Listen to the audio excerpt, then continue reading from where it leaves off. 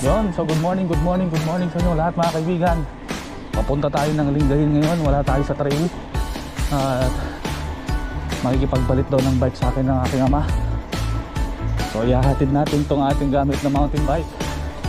At saka naman natin na kukunin yung kanyang road bike. Yan, yun ang sasakyan natin pa uwi. Tingnan natin kung kaya kong mag road bike. So samahan nyo ako pupunta ng Lingayen. Alright, let's go!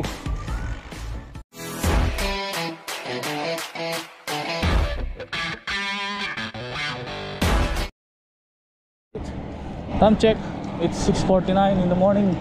Nandito na tayo sa San Carlos Binmalay Road. So ayun no, along the way may mga nakita tayong mga trail papasok ng mga taniman ng mais. Siguro hindi na pangkaraniwan dito sa Central Pangasinan yung mga ganyang klase ng scene or no view. Dahil pag ganitong mga season, panahon talaga yan ng pagtatanim ng mais. At yung mga magsasaka natin ay kailangan nilang dalhin yung mga gamit nila pambukid. Kailangan naman buhatin nila yun, yung mabibigat yung mga makina, ng patubig, makina ng pang spray kung ano man yung gamit nila. So gumagawa sila ng daan para ma-access nila yung kanilang mga tanim sa gitna ng bukid.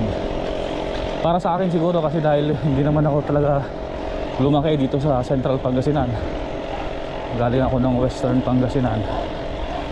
Doon sa amin wala naman ganyan. Ang trail doon yung mismong kalsada. Ayan, kasi talaga sa amin ay hindi pa ganun ka-develop yung lugar namin. Kaya normal sa pangkaraniwan din naman namin yung trail ay sa kalsada. Bihira kaming daan sa simentadong kalsada. Hindi pa siya ka-develop doon nung time ko, nung medyo bata-bata pa tayo. Ganun yung kinalakihan ko. Ngayon, sa panahon na to, dito na tayo nakatira sa Central Pangasinan.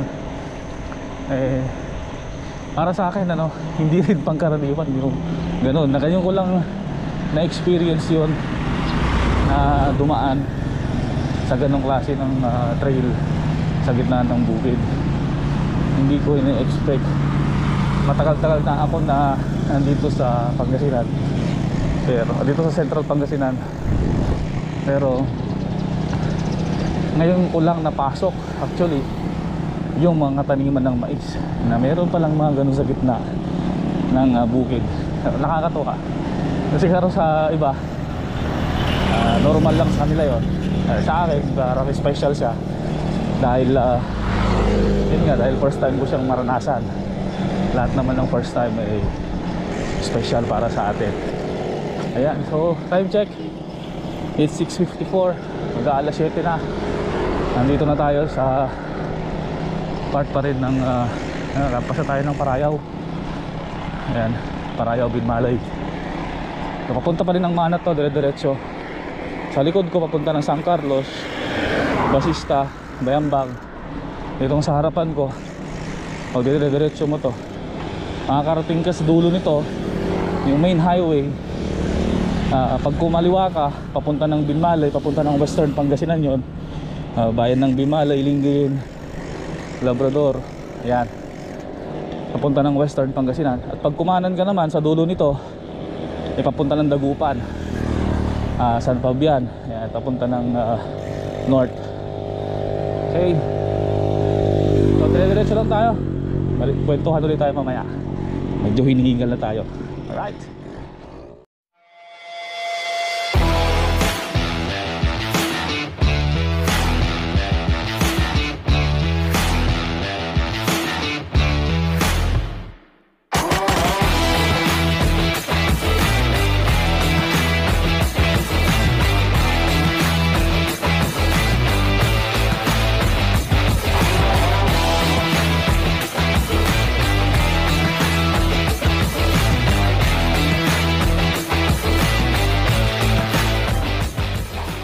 Daldal tayo ng daldal kanina, hindi pala naka-record.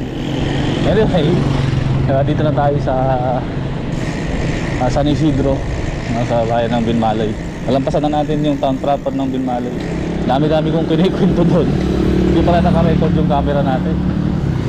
So dito na tayo sa Baywalk. Nandyan. Ayan yung beach. Kulit nakita nyo sana. So sa banda ron sa likod, doon yung area na may mga pinaparenta ang mga cottage. Ayan. So pag dire-diretso mo yan, papunta ng Ringgreen yan, yung area na yan.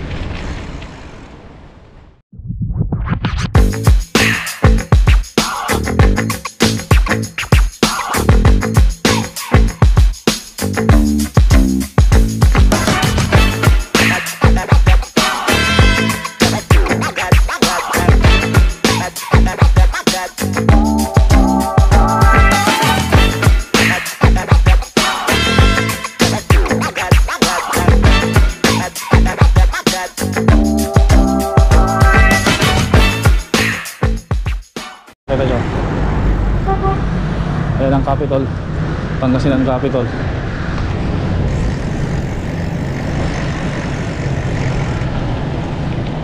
And syempre shout out sa ating mga kaibigan, si vlog ni Jim, Paul Moto Vlog, Kulit Moto Vlog, Bansky, Hotdog Gaming, yung si Mark Vincent Lakamura. At shoutout sa lahat ng papashoutout. Hindi ko na memorize yung mga names nyo. Diba, nalabas na lang natin sa screen natin yung mga nagpapashoutout na nakalimutan natin banggitin. Ay ba, pagdiretso mo to, Baywalk na rin. Baywalk yung nalabas mo dyan. At pag kumaliwa ka sa dulo nito, papunta ka na yan, Limahong Channel.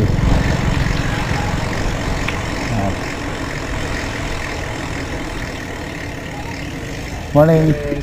Morning kuya. Yung Limahong Channel, hindi yung channel sa YouTube. Yun yung ilog yun, ilog. Sa ako na-discuss yung history nun. Napita tayo sa bahay.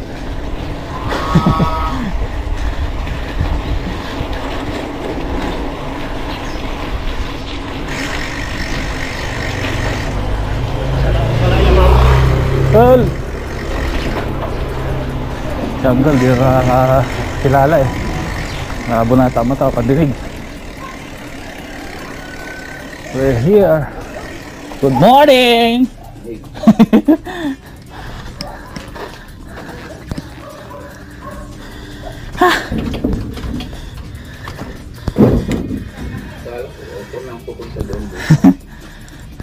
Nag-text ako sa inyo eh. Hindi na-receive? Hindi na-receive? Hindi, naka-charge yung...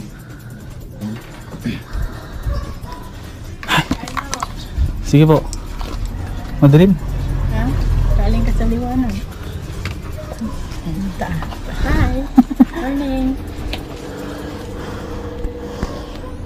A few moments later.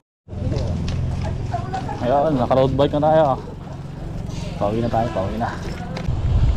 Nadaan muna tayo ng sementeryo dahil birthday ng aking lola. Babatiin lang natin siya ng happy birthday. Magtitirik tayo ng kandila.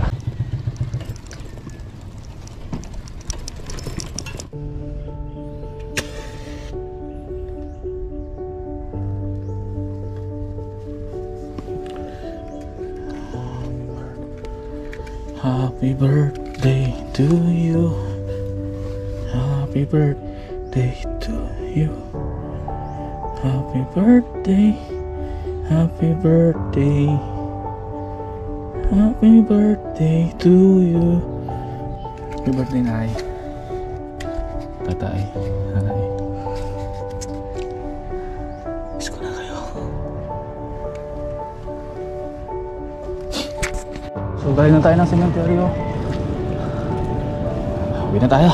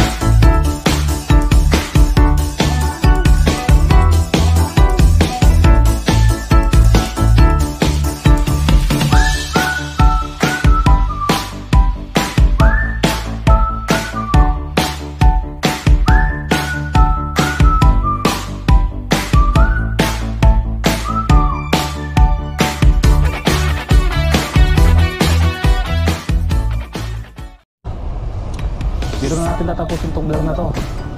Medyo mahaba na siguro to. At sana guys, tuloy niyo po ako suportahan sa aking channel. Tuloy niyo po ako lumago itong channel na to. At marami pa tayong pagsasamahan.